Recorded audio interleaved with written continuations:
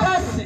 கொங்கார்பாளையம் மக்கள் நல்ல சம மாசுங்க சார். நீ முதல்ல பேசுமா. நடுவர்களே நீங்க என்ன சாதாரண நடுவர்? அப்புறம் நான் ஸ்பெஷல் மசாலா தோசை நடுவரா? கொஞ்சம் பெப்பர் கூட சேர்த்துக்கங்க சார். அது ஆஃப் ஆயில்ல போடுவாங்க. முட்டை தோசையிலயும் போடலாம். நீங்க பேசுங்க மேடம். உங்களை பத்தி 4 வரி கவிதை எழுதிட்டு வந்திருக்கேன் சார். அந்த கவிதையை சொல்லும்போது இங்க இருக்க ஆண்கள் பெண்கள் தாண்டி எப்படி கை தட்டு பாருங்க. நீங்க சொல்லுங்க பாப்போம். உண்மையிலே எங்க நடுவர் சாதாரண நடுவர் இல்லங்க. நீங்கள் ஸ்பீடாக பேசுவதில் நீங்கள் ஒரு ஹீரோ ஹோண்டா. சில்லடு பேசுவதில் நீங்கள் ஒரு ஜிகர் தண்டா. தாகம் தணிப்பதில் நீங்கள் ஒரு ஃபேண்டா. உங்களை போல் நடுவர் தமிழ்நாட்டுல உண்டா? அந்த எதிரணிக்கு தீர்ப்பு சொல்ல நீங்கள் என்ன மண்டா? மண்டா. நீ ஊரா சாப்பிட்ட ஆயிட்டா குண்டா. நீ ஒரு கறி புடிச்ச அண்டா. நான் கவிதை வச்சிருக்கேன். நடுவர்களே நீ கருப்பு மட்டும் சொல்லாதீங்க சார். காக்கைக்கும் தன் குஞ்சு பொன் குஞ்சு நடுவர். அப்படி ஓரமா வச்சு கொஞ்சம். என்ன பேச்சு எதிரணில இருந்து வந்து குடும்பத்தில் மகிழ்ச்சிக்கு காரணம் தாய் தாய்னு பேசுனாங்கல்ல சார். உண்மையில சார் இந்த மின்சாரம் இல்லைன்னா வீடு மட்டும்தான் சார் இருட்டா இருக்கும். ஒவ்வொரு குடும்பத்திலையும் தாரம்னு ஒருத்தி இல்லாட்டி ஒவ்வொரு மனிதனுடைய வாழ்க்கையும் இருட்டா போயிடும் சார். அதனாலதான் அந்த யூபிஎஸ் பேட்டரி வச்சிருக்கோம். ஒரு பெண் பந்த கால் போட்டு வந்தாதான் சார் நீங்க எல்லாம் சொந்த கால்ல நிக்க முடியும். அதனாலதான் மண்டபத்துல கல்யாணத்தை முடிக்கிறோம். கல்யாணம் முடியாத வரைக்கும் நீங்க எல்லாம் சாதாரண மனுஷன். எங்களை திருமணம் முடிச்சதுக்கு அப்புறம் தான் சார் குடும்பத்துக்கு கூட புருஷன். ஏய் நான் புருஷன். நீ யார் புருஷன்? பத்துமா கொழுந்தியாடா. பொண்டாட்டி மாத்தி சொல்றாமா. உண்மையிலே சார் தாரம்னா அன்பு, தாரம்னா பண்பு, தாரம்னா ஒரு தெம்பு. அவளை நம்புங்க குடும்பத்துல உருப்பிடுவீங்க. அப்படிப்பட்ட தாரம் குடும்பத்துக்கு வரும்போது வாழ்க்கை எப்படி மகிழ்ச்சியா இருக்கும்? எப்படி இருக்கும்? அப்படி இரவுக்கும் பகலுக்கு இது என்ன வேலை சார்? ஆஹா கொஞ்சம் லைட்டா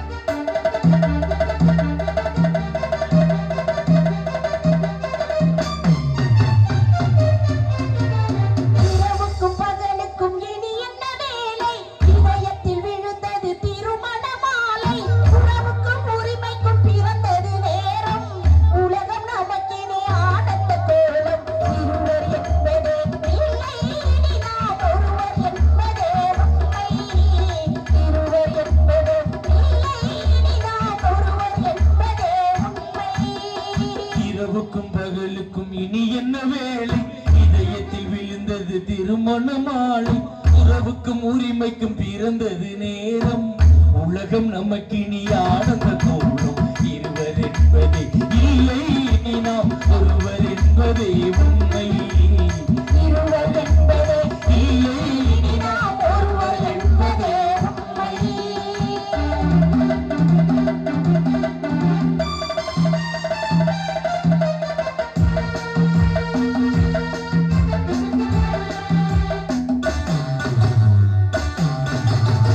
பாதி கண்களை மூடி திறந்தால் பார்ப்பது இன்பம்.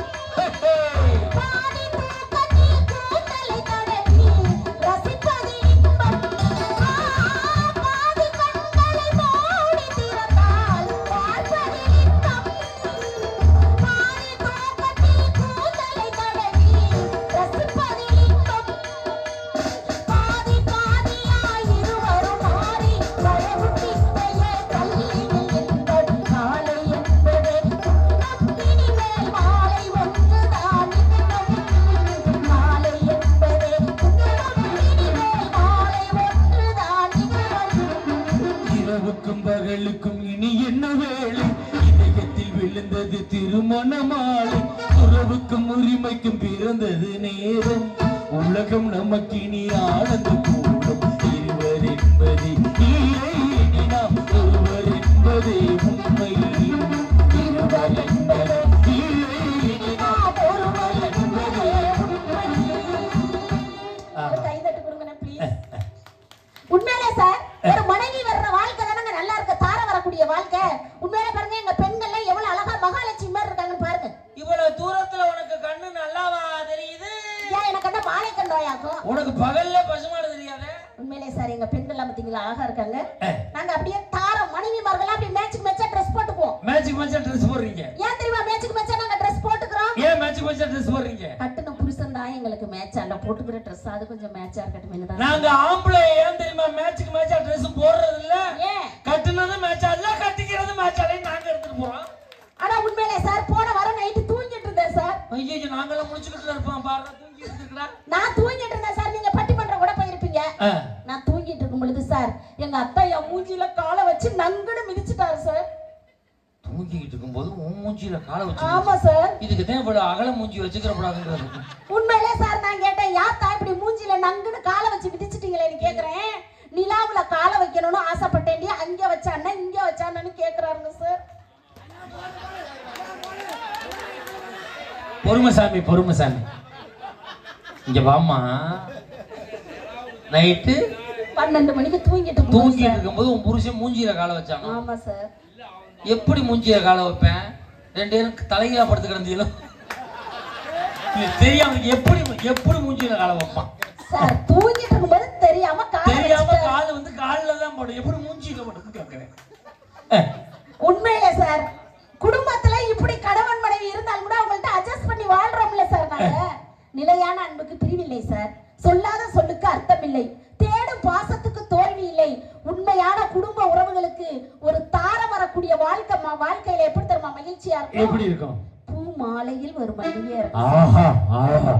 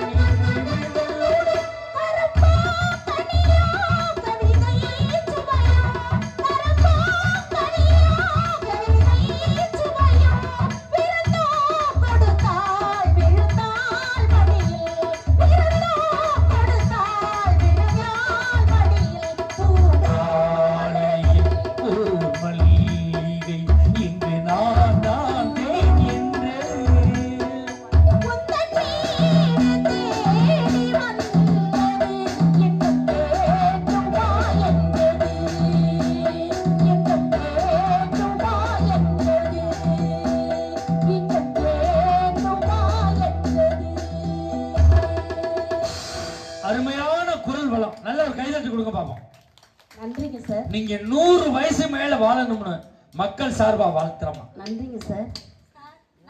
நீ எத்தனை வயசு ஆனாலும் உன் புருஷனை போய் கேளு.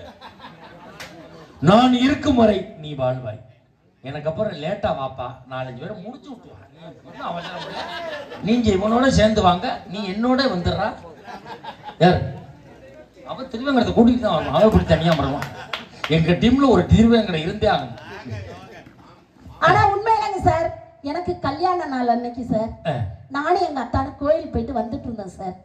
அப்படி கோயிலுக்கு போயிட்டு வந்துகிட்டு இருக்கும்போது ரோட்டோரமா ஒருத்தர் உட்காந்து தண்ணி அடிச்சுட்டு இருந்தாரு சார். உடனே நான் எங்க அத்தானை பத்தி கேட்டேன், அத்தா அவரை தெரியுதா உங்களுக்கு அப்படின்னு கேட்டேன். எங்க அத்தா சொன்னாரு, எனக்கு தெரியலடி அப்படின்னாரு. அவர் தாங்க என்னைய முத பொண்ணு பார்க்க வந்தவரு. எங்க அப்பா கொடுக்க மாட்டேன்ட்டாரு சொல்லிட்டேன் நடுவர் அவர்களே. அதுக்கு எங்க அத்தா சொல்றாரு, அந்த சந்தோஷத்தை இன்னமா அவன் தீர்க்கிறான் அப்படிங்கிறாரு சார். பொண்ணு வாக்க வந்ததுனால வேற ஓட்டோரமா வச்சு அடிச்சுக்கிட்டு இருக்கான். கட்டினவன் வீட்லயே வச்சு அடிச்சுக்கிட்டு இருக்கான்.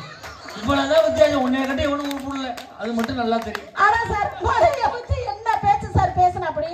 குடும்பத்துல இவரெல்லாம் மனைவிய பார்த்து வீட்டுல எத்தனை டீங்க போட்டு கூப்பிடுறாரு காலையில இருந்து சாயந்தரம் வரைக்கும்.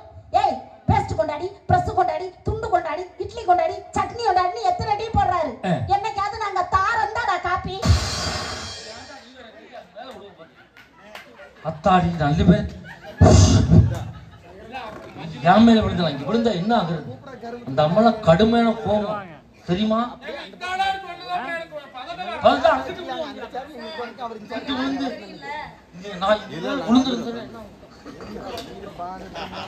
அப்படின்னு சொல்றாங்க சார். குடும்பத்துல கணவனை பார்த்து கணவன்கிட்ட எவ்வளவு அன்பா பொறுப்பா குடும்பம் பண்ணிக்கிட்டு இருக்கோம்.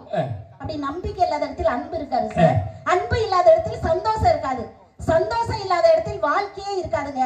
அப்படி நம்பிக்கையும் சந்தோஷத்தையும் ஒரு தாரம் குடும்பத்துல மகிழ்ச்சியா எப்படி தருமா? அப்படி தென்றல் உறங்கிய போது திங்கள் உறங்கிய போதுமா?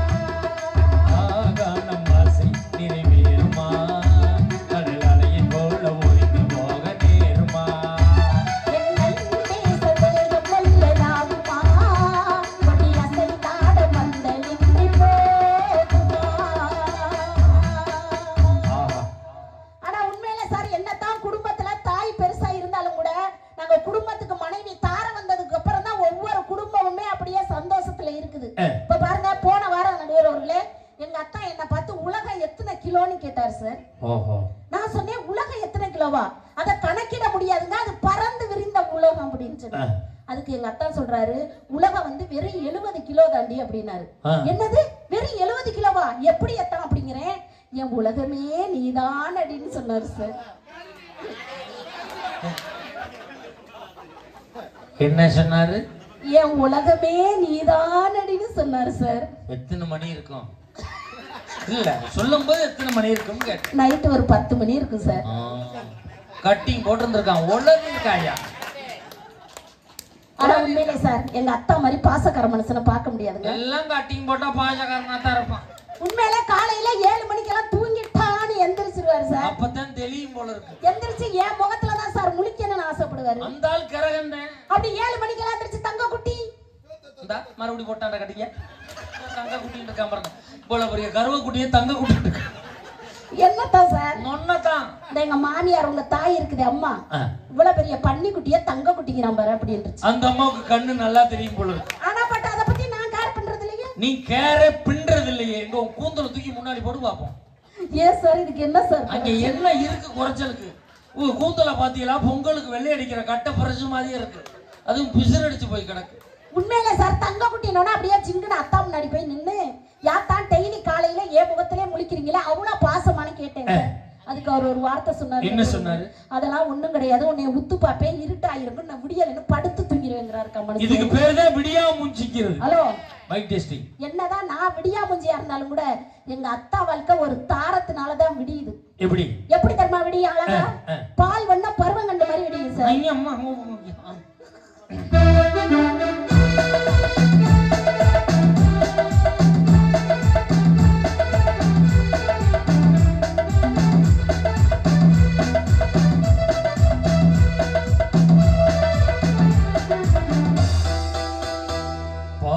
வண்ணம் பருவம் கண்டு வேல் வண்ணம் விழிகள் கண்டு மான் வண்ணம் நான் கண்டு பாடுகிறேன்.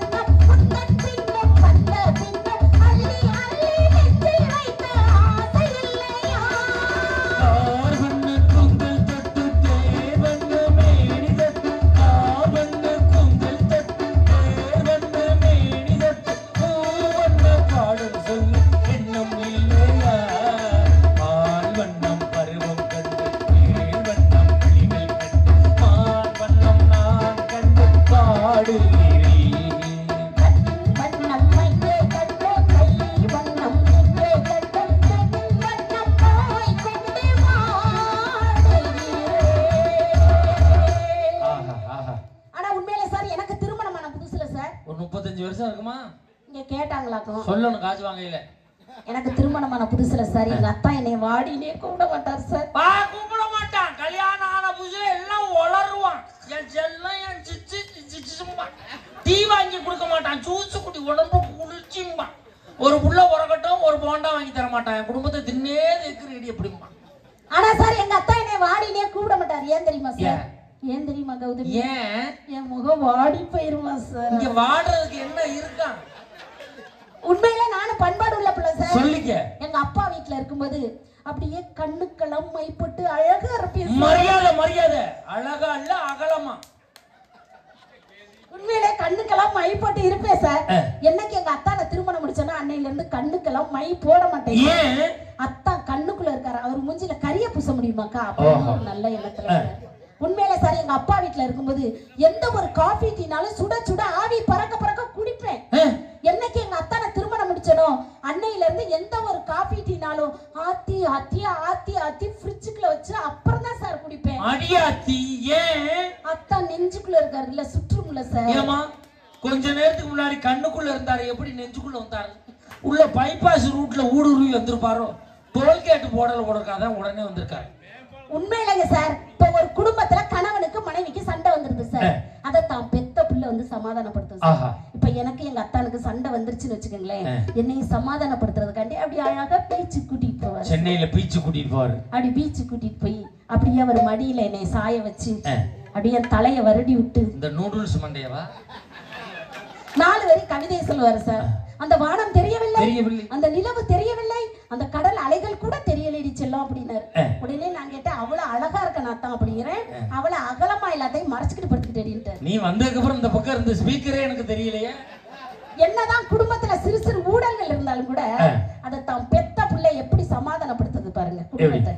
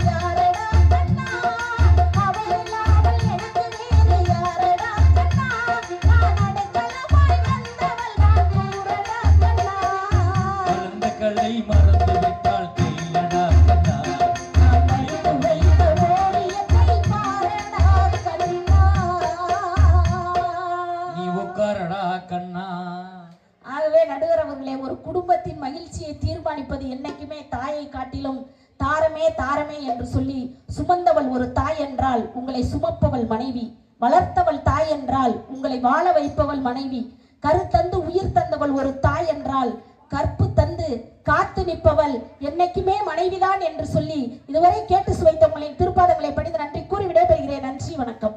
அருமையான பேச்சு. உண்மையிலே கொங்கர்பாளையம் ஸ்ரீ முத்து விநாயகர் திருக்கோயில் அஷ்டபந்தன மகா கும்பாபிஷேக விழாவை முன்னிட்டு ஸ்ரீ முத்து விநாயகர் நற்பணி மன்றம் கொங்கர்பாளையம் ஊர் பொதுமக்கள் நடத்திய இந்த பட்டிமன்றம் வெற்றி அடைந்ததாகவே கருதுகிறோம். காரணம், நாங்கள் நன்றாக பேசினோம் என்பதற்காக அல்ல, நீங்கள் நன்றாக ரசிக்கிறீர்கள், அதனால் இந்த பட்டிமன்றம் வெற்றி அடைந்திருக்கிறோம். அம்மா முடிச்சிடுறேன், அவ்வளோதான், போகாதீங்க, முடிச்சிடுறேன், யாரும் போகாதீங்க, நடுவரை கடைசியில் பிச்சை எடுக்க விட்டுறாதீங்க ப்ளீஸ். உண்மையில் நல்ல ஊர், நல்ல மக்கள். சரி, நேற்று ஒரு ஊர்ல பட்டிமன்றம் தான் ஆரம்பிச்சேன், ஒருத்த ஒடியாந்து முன்னாடி விழுந்தான். 100 ரூபா அன்பளிப்பு, பேரு சொல்லாத வச்சுக்கொண்டான். திருப்பி அரை மணி நேரம் ஆச்சு, என்னை ஒருத்தன் சுரண்டான். யாரும் திரும்பி பார்க்குறேன், அதே ஆள் வந்துட்டான். மறுபடியும் 150 ரூபா கொடுத்தான். ஒரே ஆள் 250 ரூபா அன்பளிப்பு கொடுத்தான். எல்லாம் பட்டிமன்றம் முடிச்சு வீட்டுக்கு போயிட்டாங்க. அவன் மட்டும் போகலை யாடான்னு கேட்டேன். போதையில் எல்லாத்தையும் கொடுத்துட்டு என் பொண்டாட்டி திட்டுவா, திருப்பி தந்துருங்கிறாங்க. நான் என்னடா பண்ணுறேன்னு கேட்குறேன். 3 மணி நேரம் வச்சிருந்தாங்க, 10 ரூபா சேர்த்து கொடுன்னு கேட்குறாங்க. அவன் யாரான்னு பார்த்தா கொரோனாவில் வட்டிக்கு விட்டு போண்டியா போனவனா இருக்கேன், என்கிட்ட வசூல் பண்ண தெரியும். நானே வசூல் பண்ண முடியாமல் தான் ஊரா பைத்தியம் கிட்டி சுற்றுறேன். கேட்ட கேள்வி என்ன, ஒரு குடும்பத்தின் மகிழ்ச்சியை தீர்மானிப்பது தாயா தாரமா? இவங்க என்ன சொல்றாங்க, தாய் தான். தாரங்கிறது பிரச்சனை தான் அப்படிங்கிறாங்க. உண்மையிலே தாரம் சந்தோஷமா தான் நம்மளை வச்சிருக்காளா? யோசிச்சு பாருங்க பாப்போம். எவ்வளவு விமர்சை கூடிய எங்க ஊர்ல ஒருத்தனை, எங்க ஊர் பக்கத்து ஊர்ல ஒருத்தனை 6 மாதத்துக்கு முன்னாடி நல்ல பாம்பு கடிச்சிருச்சு சார். ஆஸ்பத்திரியில் சேர்த்து 7 லட்சம் ரூபாய் செலவு பண்ணாங்க. பொழைக்க மாட்டான், தூக்கிட்டு போங்கன்ட்டாங்க. நேற்று பார்க்குறேன் உசுரோட வர்றான். நீ செத்துருவாய், நாக்கி எப்படா பொழைச்சாயின்னு. என் பொண்டாட்டி தான் சார் காப்பாத்தினா அப்படின்னா. உன் பொண்டாட்டி டாக்டராடா நர்ஸாடான்னு கேட்டேன். அதெல்லாம் இல்லை சார், சாதாதான். எப்படா காப்பாத்தினான்னு. பாம்பு கடிச்ச இடத்துல அவளை கடிக்க விட்டேன், இந்த விஷம் அந்த விஷத்தை முடிச்சிருச்சு சார் அப்படின்னு. உன் பொண்டாட்டி எங்கேடான்னு கேட்டேன். பெரியாஸ்பத்திரியில் வேலை பார்க்குறான் சார் அப்படின்னு. என்ன வேலையிடான்னு கேட்டேன். பாம்பு கடிச்ச இடத்துல கழிக்கிறதா சார் அவளுக்கு வேலை. பாம்புக்கு தகுந்த மாதிரி கடிப்பா சார். மலைப்பாம்பு கடிக்காது, முழுங்கும். மலைப்பாம்பு போய் கட்டுக்கிட்டு மலைப்பாம்பு. பொண்டாட்டினால இமிசை சார், ஒன்றும் இல்லை. இந்த அம்மா என்ன சைஸு, என் பொண்டாட்டி இதை விட 2 சைஸ் இருப்பான். நேற்று பைக்கில் ஏற்றிக்கிட்டு போய் மேம்பாலத்தில் ஏறுறேன், வண்டி ஏற மாட்டேங்குது, உருங்குது. ஏற்ற மாதிரி வர்றவங்க கேட்குறான், என்ன பட்டிமன்ற நடுவர் இவ்வளவு லோடு ஏற்றிக்கிட்டு எங்கே கிளம்பிட்டியா அப்படின்னு கேட்குறாங்க. மூவியில் தூக்குறியா? வண்டியை மாற்றக்கூடாது, பின்னாடி இருக்க அந்த லேடியை தான் மாற்றணும். இப்போ எங்க நிம்மதி இருக்கு, சந்தோஷம் இருக்கா? மனுஷன் நிம்மதியா வாழ முடியுதா? உண்மையிலே பெற்ற தாய் என்பவள் யார்? நாம் அரண்மனை மாதிரி வீடு கட்டினாலும், அரண்மனை போல் வீடு கட்டினாலும் இங்கே அம்மா இல்லை என்றால் அது அனாதை இல்லம் தான். நண்பர்கள், நம் தாய்க்கும் மனைவிக்கும் என்ன வித்தியாசம் இருக்க போகிறது நண்பர்களே? உண்மையிலே மனைவி கிட்ட ஏதாவது வாங்கி கொடுத்தா சந்தோஷப்படுவா, பிள்ளைகள்கிட்ட ஏதாவது வாங்கி கொடுத்தா சந்தோஷப்படும். ஆனால் அம்மா பிள்ளைகளையும் மனைவியும் விட எப்படி வேறுபட்டவள் தெரியுமா? ஏதாவது வாங்கி கொடுத்தாலும் சந்தோஷப்படுவள் மனைவி, என்ன வேண்டும் என்று கேட்டாலே சந்தோஷப்படக்கூடியவள் தான் நம்ம பெற்ற தாய். அந்த தாய் எப்படிப்பட்டவள் தெரியுமா? பொழுதுக்கு வேலை பார்ப்பா, காலம் பூரா வேலை பார்ப்பா, அன்னைக்கு பூரா 10 மணிக்கு வேலை பார்த்துருப்பா. அப்பதான் 11 மணிக்கு அசந்து போய் தூங்குவா. ஆனா நம்ம ஒரு கல்லை கொண்டு அந்த அம்மாவை அடிச்சா கூட அவங்க எந்திரிக்க மாட்டாங்க, அவ்வளவு டயர்டா இருக்கும். ஆனா அந்த பச்சை புள்ள தூங்கும். அது ஒரு சித்தரும்பு கடிச்சா கூட வாரி சுருட்டி எந்திரிச்சு அணைத்துக் கொள்பவர் அந்த பெற்ற தாய். 50,000 ரூபாய்க்கு பட்டுச்சேலை கட்டியிருப்பா, 50,000 ரூபாய்க்கு பட்டுச்சேலை கட்டியிருப்பா, கட்டிக்கிட்டு கல்யாணத்துக்கு கிளம்பி போவா. ஆனா பிறந்த குழந்தை மூக்கு ஒழுகிக்கிட்டு வந்துச்சுன்னா 50,000 ரூபாய் பட்டுச்சேலை பெருசுன்னு நினைக்க மாட்டா. அதனுடைய முந்தானையை எடுத்து தன் பிள்ளைக்கு மூக்கை சிந்தி விடுவான் அந்த தாய். உண்மையில தாய்க்கும் பிள்ளைக்குமான உறவு எப்படிப்பட்டது தெரியுமா நண்பர்களே? ஒரு தாய்க்கு மிகப்பெரிய பிரசவ வலி, ரொம்ப சிரமம். 3 மணி நேரம் கடுமையா போராடுறாங்க. போராடி அந்த குழந்தையை பெற்று எடுக்கிறா. எடுத்து முடிச்ச உடனே அந்த டாக்டர் தாய்க்கும் பிள்ளைக்குமான அந்த தொப்புள் கொடியை கட் பண்ண போறாரு. அப்ப அந்த அம்மா சொல்றாங்க, சார் வலிக்காம கட் பண்ணுங்க சார் அப்படின்றாங்க. டாக்டர் சொல்றாரு, 3 மணி நேரம் இவ்வளவு வலியை தாங்கினியம்மா, இந்த தொப்புள் கொடி கட் பண்ணுறது உன்னால தாங்க முடியாதுன்னு கேட்கும்போது இந்த பெற்ற தாய் சொன்னால், நான் தாங்குவேன் சார், என் புள்ள தாங்காது சார், அதுக்கு வலிக்காம நடக்குங்க சார். அப்போ ஒரு தாய் ஒரு குடும்பத்தில் எப்படியெல்லாம் ஆணி வேறாக இருந்து கொண்டிருக்கிறார். தன்னை மறந்து தன்னை இழந்து பிள்ளைகளுக்காக வாழ்ந்து கொண்டிருப்பவள்தான் பெற்ற தாய் என்பதை யாரும் மறக்க முடியும். இப்படிப்பட்ட சூழல் இருக்கிற காரணத்தால் குடும்பத்தின் மகிழ்ச்சியை தீர்மானிப்பது பெற்ற தாயே என்று நான் தீர்ப்பு சொல்ல முடியாது.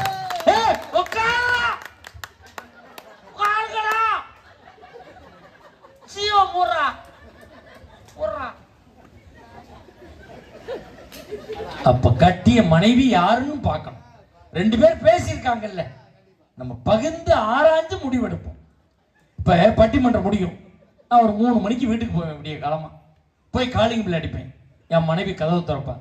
வாங்க மகாராஜா, கொங்கர்பாளையம் பட்டிமன்றம் சென்றீர்களே, எப்படி இருந்தது அப்படியா கேட்பா. போய் படுத்தனம் பைதுக்கு ஊர் போய் படுறாம. இதே முகம் கொஞ்சம் கவலையா இருந்துச்சுன்னு வச்சுங்களேன், வாட்டமா இருந்துச்சு, ஏன் ஒரு மாதிரியா இருக்கும்பா, என்னன்னு தெரியலம்மா, என்னால சரியா பேச முடியலம்மா அப்படின்னா சூடா பாலை ஆத்தி கொடுத்து போய் படியா, நாளைக்கே காமதேன காலேஜில் பட்டிமன்றத்துக்கு போய் படியாம்மா. வாழ்க்கையில் நான் தோற்று போகின்ற பொழுது என்னை தேற்றுவது என் மனைவி என்கிற ஒரு பெண். இல்லைன்னு சொல்ல முடியாது. சார், நம்ம தொழில் பண்றோம், வியாபாரம் பண்றோம், நஷ்டம் ஆயிடுது, எல்லாத்தையும் இழந்துடுறோம். வீட்டில் போய் தனிமரமா கண்கலங்கி நிற்கும் போது நம்மளோட சேர்ந்து ஊர் சுத்தின நம்ம வீட்டுக்கு வருவானா? நம்மளோட சேர்ந்து தண்ணி அடிச்சவன் நம்ம வீட்டுக்கு வருவானா? நம்மகிட்ட வாங்கி சாப்பிட்டவன் நம்ம வீட்டுக்கு வருவானா? தனிமரமா நிற்கும் போது இந்த கட்டிய மனைவி முடியாது கேட்பா, ஏன் அப்படி கண்கலங்கி நிற்கிற?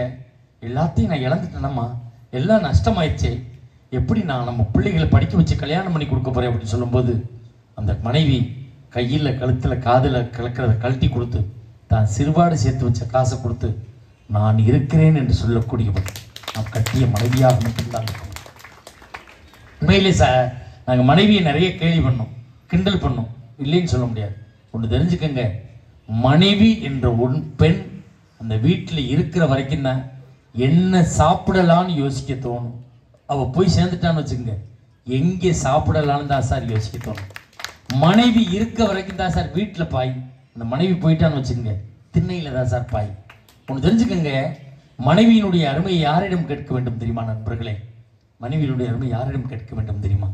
வயதான காலத்திலே தன் மனைவியை இழந்துவிட்டு ஒருவேளை சோற்றுக்காக ஒவ்வொரு மகன் வீடாக அலைகிறானே, அந்த தகப்பனை கேட்டு பாருங்கள், மனைவியினுடைய அருமை என்னவென்பது தெரியும். சார், ஒன்றும் இல்லை, சாதாரண எடுத்துக்குவோம். மனைவிக்கு உடம்பு சரியில்லைன்னு வச்சுக்கோங்க, நான் முடிச்சிடுறேன். மனைவிக்கு உடம்பு சரியில்லைன்னு வச்சுங்களேன், நம்ம ஒரு 10 நாள் வைத்தியம் பார்ப்போம், 15 நாள் வைத்தியம் பார்ப்போம், ஒரு மாதம் ஆஸ்பத்திரி கூட்டிகிட்டு போவோம். அதுக்கு மேலே என்ன பண்ணுவோம்? அவங்க அம்மா வீட்டுக்கு ஃபோன் பண்ணுவோம், உங்கள் மகளுக்கு முடியலை, ஒன்று நீங்கள் வந்து பாருங்கள், இல்லைன்னா கூட்டிகிட்டு போய் பாருங்கம்மா. இதை நம்ம செய்கிற வேலை. இதே புருஷனுக்கு உடம்பு சரியில்லைன்னு வச்சுக்கோங்க, ஆம்பளைக்கு உடம்பு சரியில்லைன்னு வைங்க, 6 மாதம் வைத்தியம் பார்ப்பா, 1 வருஷம் வைத்தியம் பார்ப்பா. அவன் படுத்த படுக்க ஆகிட்டான்னு வச்சுக்கங்களேன், அவள் வந்து சொல்லுவா, கவலைப்படாதையா கவலைப்படாதையா, என் பூவுக்கும் பொட்டுக்கு அடையணமா, நீ உசுரோடு இருந்தா போதும், உன்னை கடைசி வரைக்கும் நான் வச்சு பார்த்துக்கிறேன் சொல்லக்கூடியவன் நாம் கட்டிய மனைவியாக மட்டும்தான் நிற்க முடியும். நண்பர்களே, உண்மையிலே ஒன்றை சொல்லுகிறேன், நம்மை பெற்ற தாய்க்கு பிறகு நம்மளை தொட்டு தூக்கி பீமூத்திரம் அள்ளக்கூடியவள் நாம் கட்டிய மனைவியாக மட்டும்தான் இருக்க முடியும். சார், அவ பிறந்த வீட்டில் ஒரு குலதெய்வமா இருக்கும், நம்ம வீட்டில் ஒரு குலதெய்வமா இருக்கும். நம்ம கட்டுறது அரப்போம், தாலியை கட்டுறோம். இந்த தாலி கருத்துல ஏறின உடனே அந்த குலதெய்வத்தை விட்டு நம் குலத்தை வேண்டி நம் குலத்தை வாழ வைக்கிறாரே, அந்த மனைவிக்கு இந்த சமூகம் என்ன பதில் சொல்ல போகிறது? சார், சாதாரணமாக எடுத்துக்கங்க. இப்போ ஒரு தாய்க்கு 4 பிள்ளைங்க இருப்பாங்க, 4 மகன் இருப்பான். 4 மகனுக்கு கல்யாணம் ஆயிடுச்சுன்னு வைங்க, அதில் ஒரு மகன் இறந்து போயிடுறான்னு வச்சுக்கோங்க. அந்த தாய் என்ன பண்ணுவா? அந்த வீட்டில் 1 மாதம் இருப்பான், 1 மாதம் வரைக்கும் எங்கேயும் போக மாட்டான். 1 மாதம் முடித்த உடனே அந்த தாய் அடுத்த மகன் வீட்டில் சாப்பிடுவா, இன்னொரு மகன் வீட்டில் போய் இருப்பா. எந்த கல்யாணம் நல்லது கெட்டதுலையும் போய் முன்னாடி நிற்பா. ஆனால் கட்டிய மனைவி தன் கணவன் இழந்து விட்டால் அதன் பிறகு வீட்டிலேயே முடங்கி எந்த ஒரு நல்ல காரியத்திற்கு முன்னின்று செல்லாமல் குடும்பத்திற்காக உழைத்து கொண்டிருக்கிறாளே, அந்த மனைவிக்கு இந்த சமூகம் என்ன பதில் சொல்ல போகிறது நண்பர்களே? பெத்தா வளர்த்தா அது அவளோட கடமை, பெத்த தாய். ஆனா அவ எங்கிருந்தோ வந்தவன். இவன்கிட்ட இருந்த கெட்ட பழக்கம், இவன்கிட்ட இருந்த மோசமான பழக்கங்களால இவன் போய் சீக்கிரம் சேர்ந்துட்டான்னு வைங்க, அந்த பெண் எதை சார் இழக்கணும்? நம்ம கல்யாணத்துக்கு என்ன கட்டணும்? இந்த மனைவி வர்றதுக்காக தாலி தானே கட்டணும். அது மட்டும்தானே அந்த பெண் இழக்கணும். அதை மட்டுமா அந்த பெண் இழக்கிறான் நண்பர்களே. தான் சிறு வயதிலிருந்து ஆசையாக சீவி வைத்த பூவை இழக்கிறான். சிறு வயதிலிருந்து தான் வைத்த பொட்டை இழக்கிறான். சிறு வயதிலிருந்து தான் கட்டிய பட்டாடைகளை துறந்து வெள்ளையாடை உடுத்தி இந்த சமூகத்திலே குடும்பத்திற்காக மெழுகுதிரி போல் உருகுகிறாளே, அந்த பெண்ணுக்கு இந்த சமூகம் என்ன பதில் சொல்ல போகிறது? நண்பர்களே, இப்போ நம்ம தாயா தாரமான்னு கேட்டிருக்கோம். தாய் என்பவள் நம்ம கோயில் கட்டுறோம்ல, கோயிலுடைய அஸ்திவாரம் போன்றவள் அந்த தாய். அஸ்திவாரம் இல்லைன்னா அந்த கோயில் நிற்காது. ஆனால் அது மேலே இருக்கக்கூடிய கலசம் போன்றவள் தான் நாம் கட்டிய மனைவி. இப்போ நான் சாதாரணமாக கேட்குறேன், ஒன்று சொல்லி முடிக்கிறேன். நம்ம பெத்த தாய் நம்மளோட எத்தனை வருஷம் வருவாங்க? நம்ம ஒரு 40 வருஷம் இருக்க வரைக்கும் நம்மளோட வருவாங்களா? நம்ம 40 வருஷம் நம்மளுக்கு 40 வயசு ஆகும்போது நம்ம அம்மாவுக்கு ஒரு 70 வயசு 80 வயசு ஆயிரும், அவங்க போய் சேர்ந்துருவாங்க. ஒரு குறிப்பிட்ட காலம்தான் நம் தாய் நம்மோடு வரக்கூடியவள். ஆனால் கடைசி வரை இந்த குடும்பத்தில் இருக்கக்கூடியவள் நாம் கட்டிய மனைவிதான் என்பதை இந்த சமூகம் ஏற்றுக்கொள்ள வேண்டும் நண்பர்களே. அதுக்குத்தான் தாய்க்கு பின் தாரம்னே வச்சான். பெற்ற தாய் ஒரு 40 ஆண்டு காலம் நம்மளை வளர்த்து ஒரு நிலைமைக்கு ஆக்கி அவள் அந்த தெய்வத்தோடு தெய்வமாக, அந்த முத்துமாரி அம்மனோடு அம்மனாக கருவறைக்குள் இருந்து நம்மை ஆசி வழங்கக்கூடியவள் அந்த தாய். அந்த தாயை வணங்க கடமைப்பட்டிருக்கிறோம். தாயை வணங்குவோம். அவள் தெய்வத்திற்கு சமமானவள்.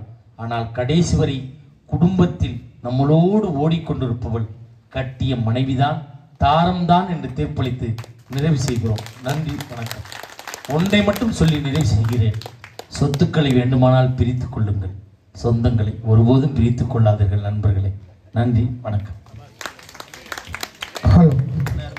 இந்த கொங்குரு வளையம் முதல்ல நான் சிவன் கோயிலுக்கு பேசுறதுக்கு வந்தேன். சேந்தன் கந்தன்கார் ஏற்பாடு பண்ணி திருமூர்த்தி மச்சான் சொல்லி வந்தேன். அதுக்கப்புறம் வருஷம் அம்மாஸ் கவுண்டர் பட்டிமன்றம் நடத்துகிறாரு. அவர் கேட்குறாரு, நம்மளால் டேட் கொடுக்க முடியல. இந்த கட்டாப் கரெக்டாக நான் டிஎன் பாலத்தில் பேசின அன்றைக்கி இங்கே பட்டிமன்றம் நடந்தது. பூங்கோதை எங்களோட பட்டிமன்றம் பேசிகிட்டு இருந்த பேச்சாளர் தான் சன் டிவியில், ராஜ் டிவிலெலாம் எங்கூட பேசியிருக்கிறா. இன்றைக்கி வந்திருக்கிறாளா என்னன்னு தெரியல, வர சொன்ன ஆளை காணும். அப்படி எங்களுக்கும் உங்களுக்குமான தொடர்பு என்னைக்கு இருந்துட்டு இருக்குது. இந்த நிகழ்ச்சி நடப்பதற்கு பேர் உறுதுணையாக இருந்தவர் மரியாதைக்குரிய மணியன், குமார் அவர்கள், மூர்த்தி, தங்கராசு, குமார், பானுமதி இவர்களுக்கெல்லாம் எங்கள் பட்டிமன்ற குழுவின் சார்பாகவும் ஊர் பொதுமக்களின் சார்பாகவும் மனமார்ந்த நன்றிகளையும் வாழ்த்துக்களையும் சொல்லி, அது மட்டும் இல்லாமல் அந்த நிகழ்ச்சி நடத்துறதுக்கு நிறைய பேர் டொனேஷன் கொடுத்துருக்குறீங்க. காசு இல்லாமல் எந்த நிகழ்ச்சியும் நடத்த முடியாது. அப்படி பெரிய மனசு பண்ணி நல்ல பெருந்தொகை கொடுத்தவங்களும் சரி, சிறுதொகை கொடுத்தவங்களும் சரி, ₹1 இந்த விநாயகனுக்கு செலவு பண்ணதுக்கு அதுக்கு உண்டான புண்ணியம் கண்டிப்பாக உங்களை வந்து சேரும் என்று சொல்லி, பல்லாண்டு பல்லாண்டு பல கோடி 100 ஆண்டு வாழ்க வையகம் வாழ்க வளமுடன் வாழ்க செவ்வாழம்பரப்பே ஆத்தாருக்காணி தங்காண்டமார் சாமியார் நாளை கொங்குரு வார்த்து சனை எங்க போய் கால் வச்ச பக்கம் காலுங்கருவாய் கட்டத்தோர் வேறாய் ஆளும் உருவாய் உருவம் சிறுவாய் சிறுவம் பெருசாயி இன்னைக்கு மலை மேலம் மாடு மேய்ஞ்சாலும் மாட்டுக்காரம் பேர் நினைச்சு பட்டி கிடந்த பக்கம் பாலா பொங்கி எருவு கிடந்த பக்கம் ஏழா பொங்கி இன்னைக்கு இந்த கொங்குரு வளச்சனம் எங்க போய் வேறு உன்னாள் வேறு போன பக்கமல்ல ஆள் போல் தலைச்சிருக்கா. எல்லாம் வல்ல அந்த முத்து விநாயக பெருமான் உங்களுக்கு பக்கத்தனை இருந்து பாதுகாத்து வருவான். நன்றிங்க, வணக்கமுங்க. மீண்டும் பல வாய்ப்புகளை உங்களை எல்லாம் சந்திக்கும் வரை என்ற மனசும் கூட்டியே கொடுத்துட்டு போற, பத்திரமா பார்த்துக்குங்க, காயப்படாம. பாய்.